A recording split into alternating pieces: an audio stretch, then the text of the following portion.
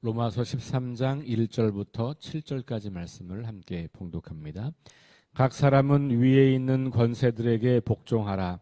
권세는 하나님으로부터 나지 않음이 없나니 모든 권세는 다 하나님께서 정하신 바라. 그러므로 권세를 거스르는 자는 하나님의 명을 거스름이니 거스르는 자들은 심판을 자취하리라.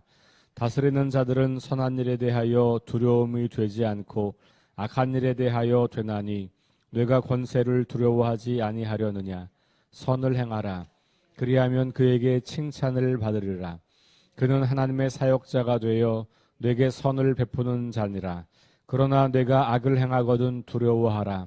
그가 공연히 칼을 가지지 아니하였으니 곧 하나님의 사역자가 되어 악을 행하는 자에게 진노하심을 따라 보응하는 자니라.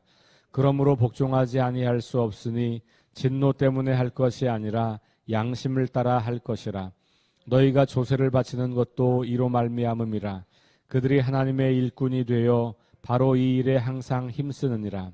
모든 자에게 줄 것을 주되 조세를 받을 자에게 조세를 바치고 관세를 받을 자에게 관세를 바치고 두려워할 자를 두려워하며 존경할 자를 존경하라.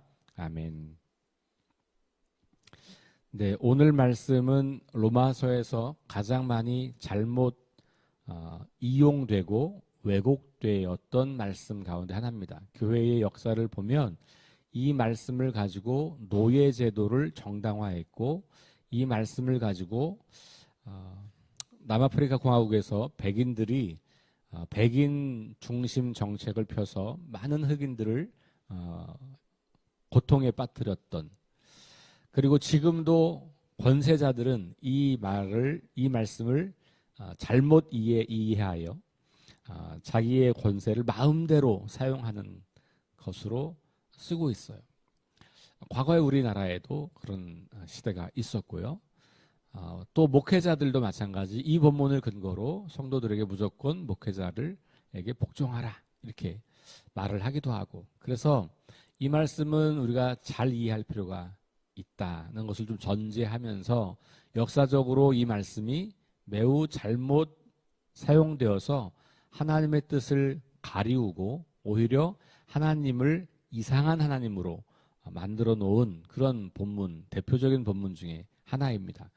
많은 분들이, 로마서를 연구하는 많은 분들이 이 본문이 굳이 여기 왜 들어갔을까 고민을 많이 합니다. 왜냐하면 그 당시 로마 제국이 그리스도인들을 박해했던 시대였는데 이 말씀을 여기 왜 넣었을까 바울은?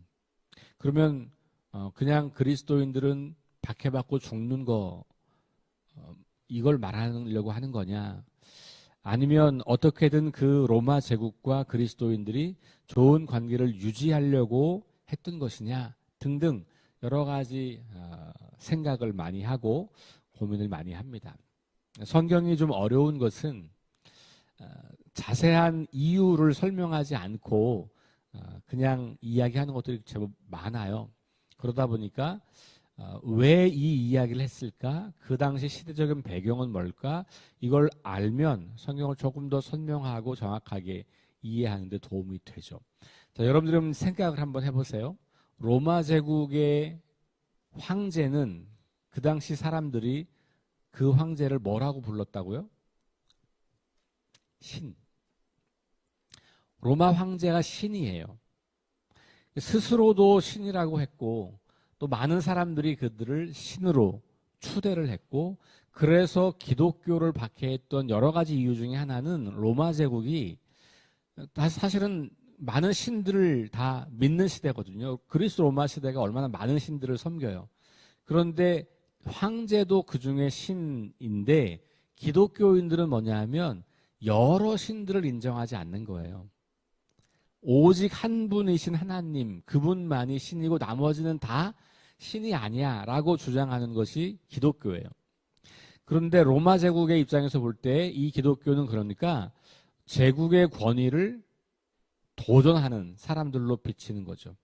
다른 종교를 믿거나 일반적으로 그리스 로마 시대 사람들은 이 신 저 신 다 믿는 거예요. 그리고 동네마다 신이 있고 어떤 지역마다 신이 있고 뭐 이름에도 신이 있고 뭐 그러니까 그냥 온통 신 속에 사는 거예요. 그러니까 거기에 신을 하나 더 갖다 붙여도 전혀 이상한 게 아니죠. 자연스러운 거예요. 그러니까 기독교인들이 초기 기독교인들은 어떤 조롱을 받았냐면 무신론자라는 조롱을 받았어요. 되게 이상하죠. 무신론자. 왜냐하면 야, 어떻게 신이 하나밖에 없냐 이 멍청한 것들아. 넌 신을 안 믿는 거야.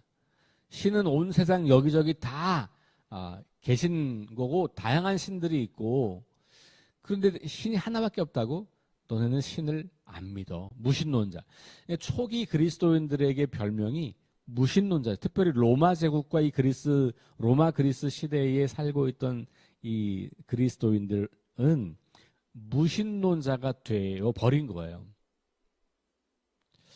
그런데 그 로마 제국, 다시 말하면 황제를 신이라고 고백해야 하고 그 황제가 신이라고 추앙받고 여러 신들 중에 하나로 추앙받고 있던 그 시대에 기독교인들은 아니다를 말하는 사람들이었잖아요.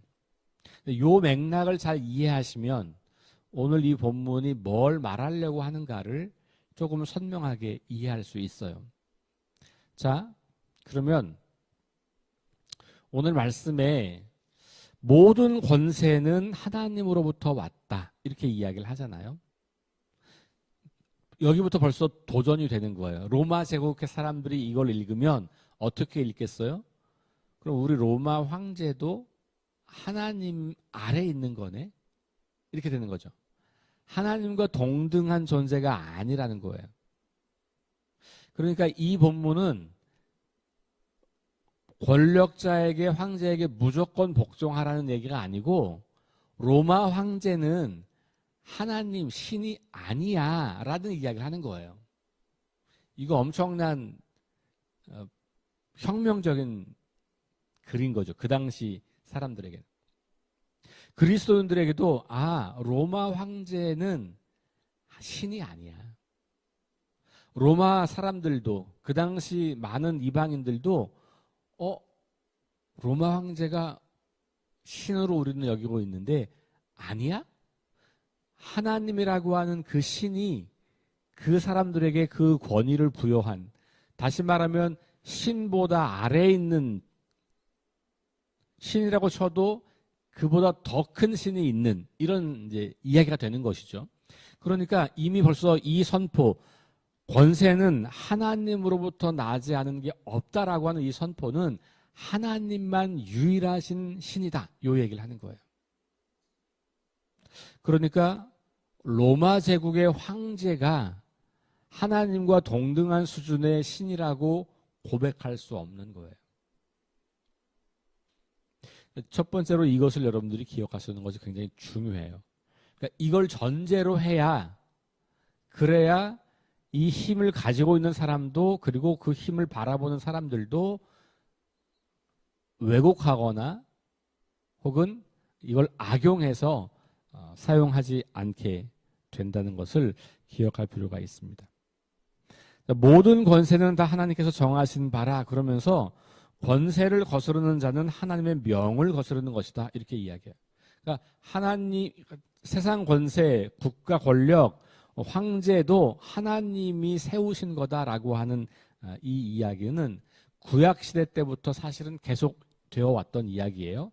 여러분 예언자들의 시대에 이스라엘이 하나님의 말씀에 순종하지 않을 때 하나님은 누구를 사용했어요? 이방 나라를 사용했잖아요. 이방 나라를 하나님의 구원의 역사를 이루기 위해서 사용하신 분이 하나님이세요. 그러면 그 하나님이 온 우주 만물의 하나님, 온 세상의 하나님, 온 나라를 다스리는 통치자가 되는 거예요. 같은 맥락으로 모든 권세를 하나님이 정하셨다. 그렇게 이해할 수 있어요. 그러니까 모든 권세는 다 하나님의 권세 아래 복종할 수밖에 없는 거다라고 읽으셔야 이 말을 제대로 이해하게 되는 거죠. 자, 그러면서 선한 일과 악한 일을 나누는 일을 한다. 권세자들이, 다스리는 자들이 그런 이야기를 하는 거죠. 그래서 우리가 잘못하면 우리가 악을 행하면 우리를 심판하고 우리가 선한 일을 하면 우리를 칭찬하고 뭐 이것이 국가 권력이 하는 일이다라고 이야기를 하는 거잖아요.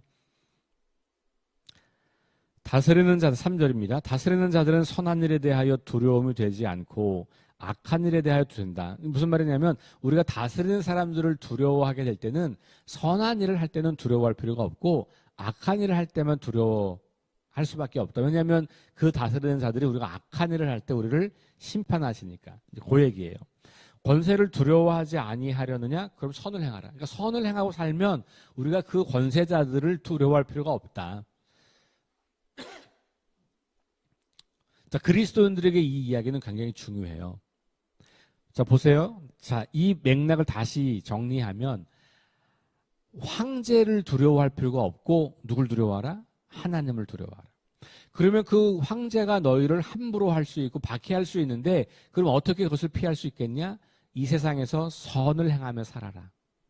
그러면 그 권세자들이 아무리 그래도 너희를 박해하진 않을 거야 라고 권면을 하고 있는 거죠. 물론 실상은 달랐지만 바울이 일단 그렇게 그리스도인들에게 말하는 거죠. 그러니까 이 세상에서 우리가 선을 행하는 것, 그것은 이 땅의 통치자로 세운 그 나라들도 그 다스리는 사람들도 우리가 선을 행하면 우리를 칭찬하게 되어 있는 거야 라고 이야기하는 거예요.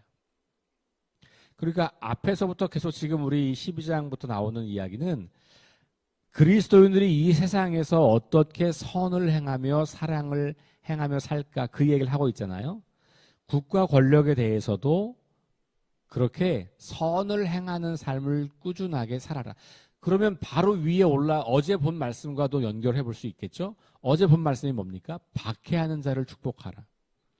그죠? 너희를 박해하는 자를 축복하라. 그리고 아무에게도 악을 악으로 갚지 말라. 그러면 국가 권력이나 로마 황제나 이 로마 제국이 너희를 박해한다고 할지라도 그들을 축복하고 그들에게 악으로 갚지 마라. 연결될 수 있어요. 그럼에도 불구하고 그들에게 계속해서 선한 일을 행하라 라고 하는 이야기로 연결할 수 있죠. 그러니까 이런 악한 권력이나 국가 권력이나 이런 것들을 무조건 거기에 복종하라라는 의미라기보다는 그것이 주어진 권한 범위 내에 있는 거고 그보다 더 크신 분이 하나님이고 그 이야기는 더 거대하게 말하면 역사와 이 세상을 주관하시고 섭리하시는 분은 눈에 보이는 권력자들이 아니라 하나님이다.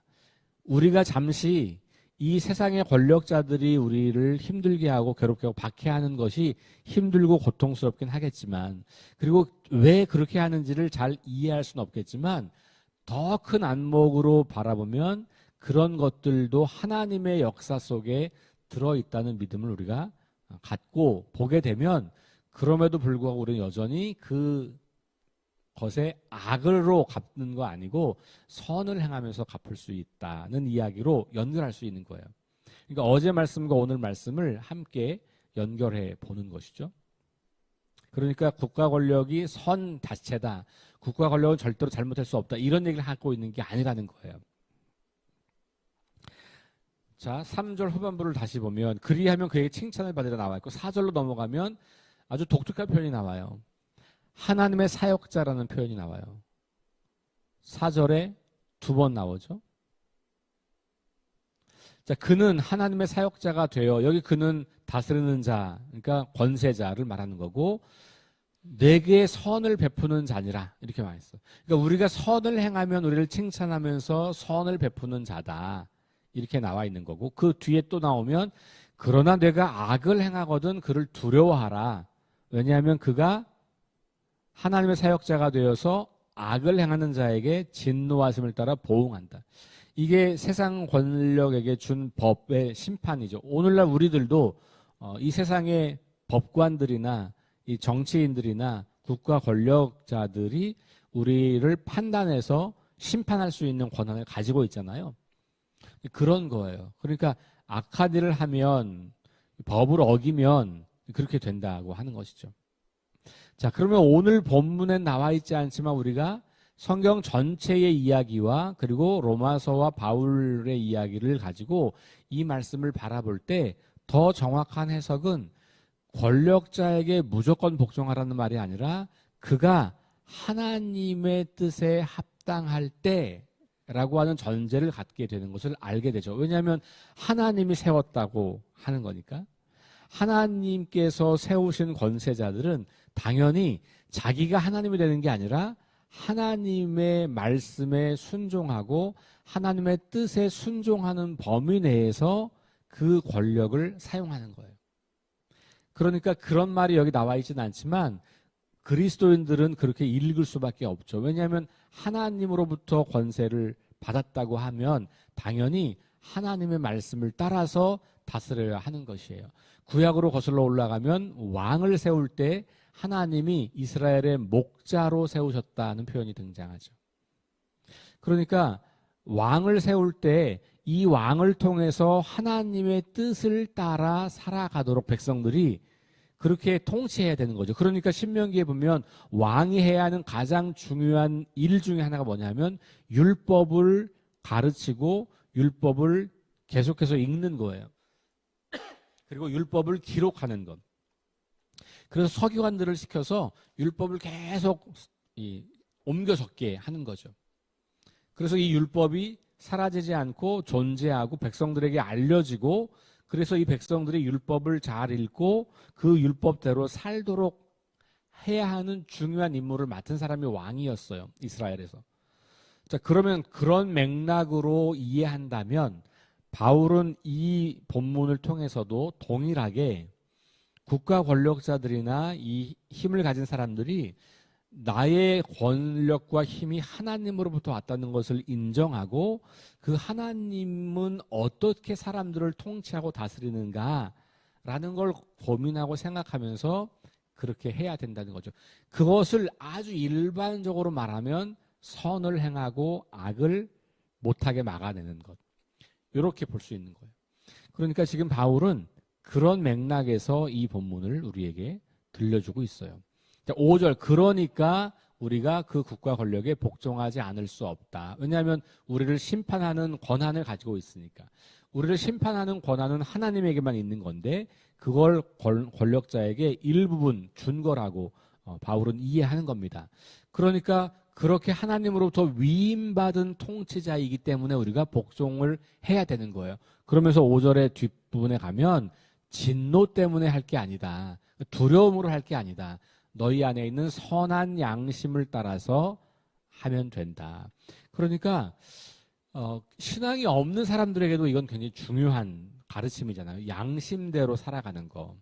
근데 그 양심이라고 하는 게 이 바울의 이해에 따르면 하나님을 알만한 것이 그 속에 있습니다. 우리 1장으로 가면 그런 얘기 나오잖아요.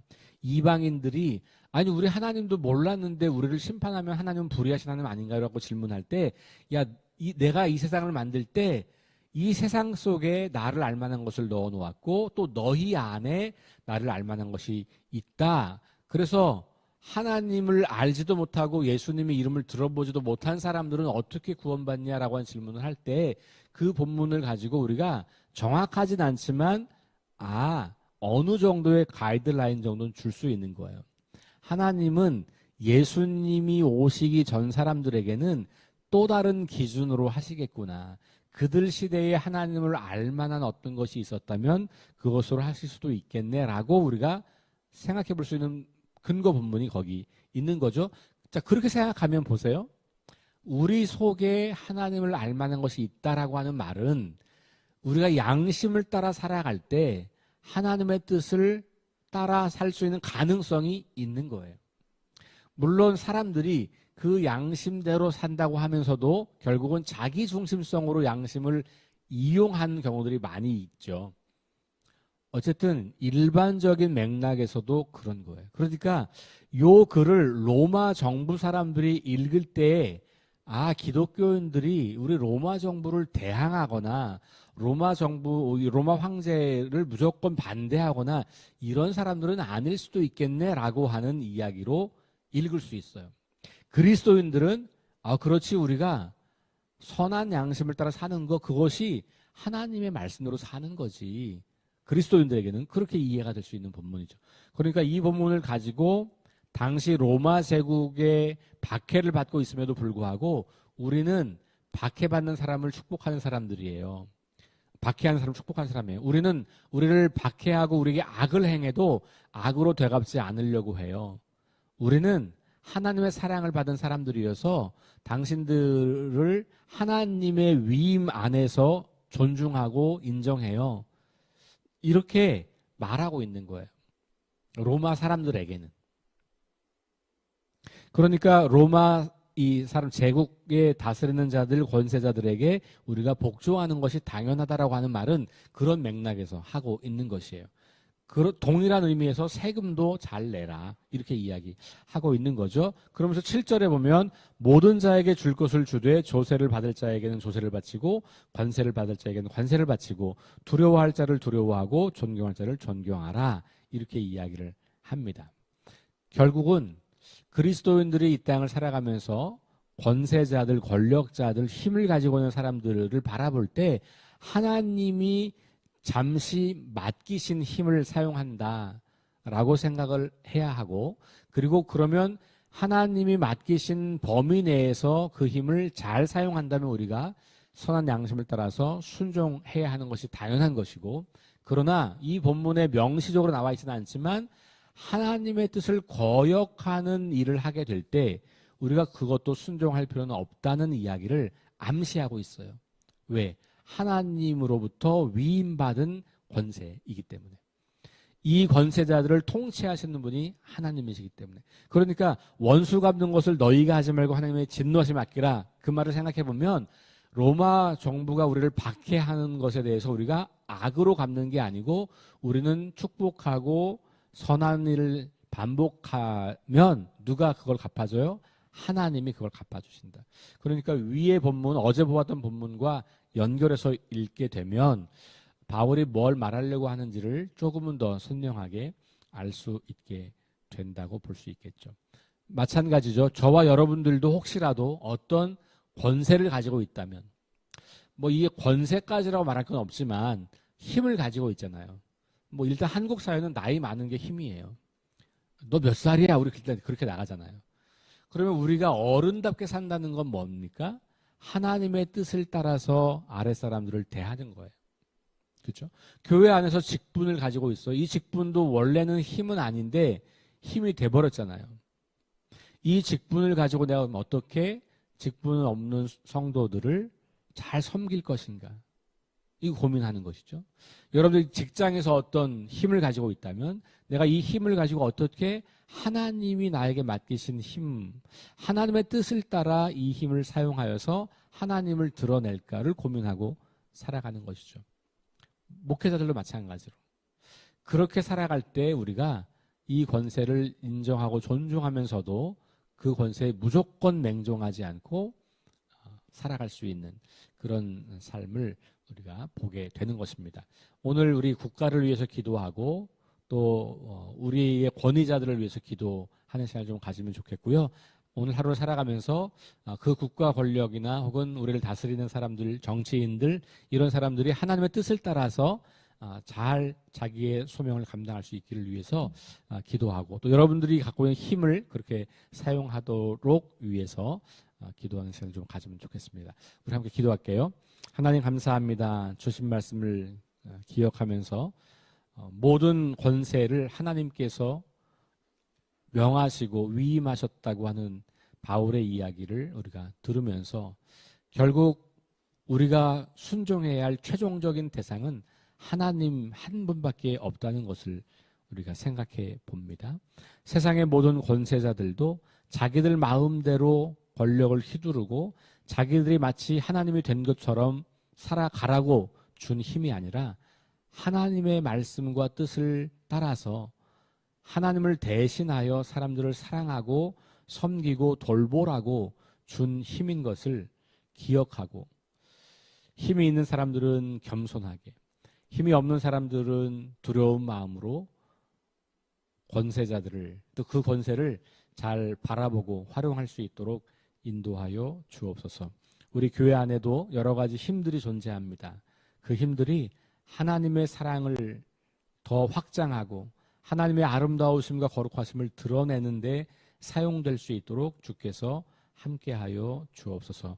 우리 대한민국의 대통령과 많은 정치인들과 관료들, 하나님 그리고 각계각층의 리더들을 축복하며 기도하오니 주님 그들을 통하여서 영광 받아주시고 그들이 이 땅에서 하나님의 뜻을 따라서 하나님을 두려워하는 마음으로 자기에게 주어진 그 권력과 힘을 지혜롭게 양심을 따라서 잘 사용할 수 있도록 은혜를 더하여 주옵소서.